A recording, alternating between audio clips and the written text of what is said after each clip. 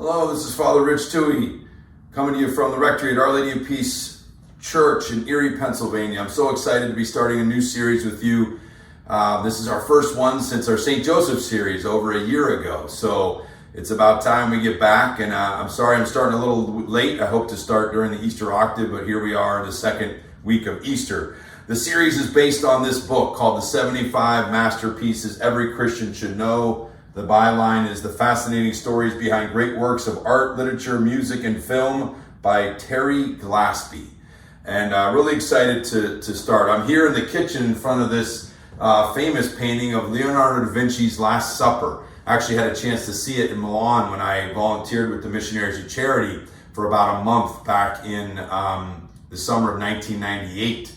And it's actually a huge painting that was done on a wall of a refectory of a convent, and they're working to preserve it now.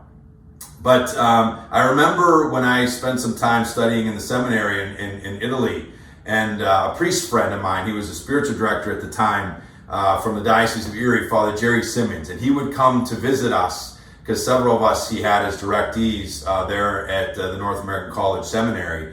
And he would want to go to all the different artworks throughout Italy. In Rome, obviously, such an opportunity to see them, but also in the cities around there, Florence and whatnot. And I remember we used to joke that he would want to go to all the tombs of the sinners, and I would want to go to all the tombs of the saints. But he really helped me and challenged me to expand my appreciation of art and the great tradition we have in our Catholic Christian faith. And so I've tried to do that ever since, and I still am a work in progress. But when I got to this masterpiece book, I couldn't help but think of Father Jerry. So part of this is done by his motivation and kind of in honor of him and what he helped me grow in. And really what this book talks about, the introduction that the author writes, talks about how he got excited going to the Philadelphia Art Museum about one of the works that eventually we'll talk about in here, the Annunciation by a more modern artist, that got him going and really wanting to learn more about the artwork of this man and to dive deeper into art in general. And I'm hoping that that's what this series can invite you to really do so. So just to give you an overview, I did some calculations of the different 75 masterpieces we'll touch base on. And again, Terry Glaspey says that this is not a ranking, it's not the top 75. He said there could be another list of 75. There's so much in our tradition, but this is 75 pieces, masterpieces that he picked. So of the 75, 24 are paintings, 21 are kind of in literature or poetry, 18 are in music or song, and 7 are kind of film or drama, and 3 are buildings, more or less buildings, 2 are sculptures or woodcuts. So that's kind of the overview. But a few things that he points out in his introduction I think are worth noting.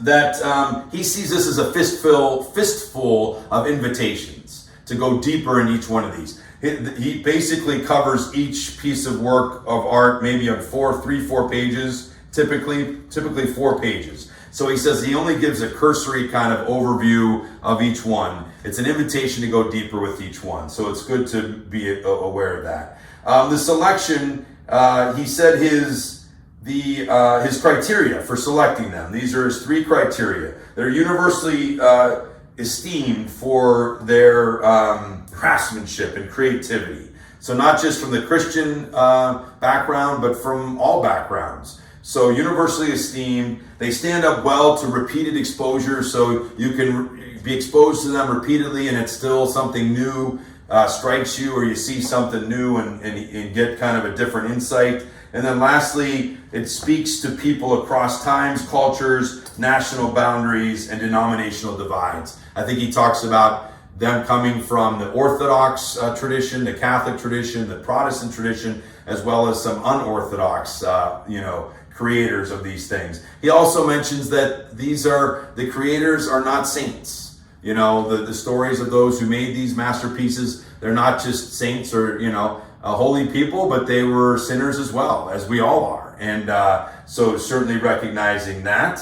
And he challenges us to stick with each one. He says some of these are going to resonate more with each of us every one of us in different ways. But if one doesn't tend to resonate with you, to give it a chance, to stay with it, to do a little bit of work, not just to be ready to skip on to the next one to see if it catches your fancy, but to put a little bit of emotional, spiritual energy into it to see what can be, how it can possibly speak to you on some level. So that's kind of an overview of and an introduction to our series. We will be starting then tomorrow with the first one, which, just to give you a taste, is the catacombs in the Roman, the paintings in the Roman catacombs. So that'll be tomorrow, and then we'll go from there. So let's dive into, let's let God speak to us through these 75 masterpieces, and be thankful that we have them in our tradition. So have a great day. Thanks for joining, and God bless.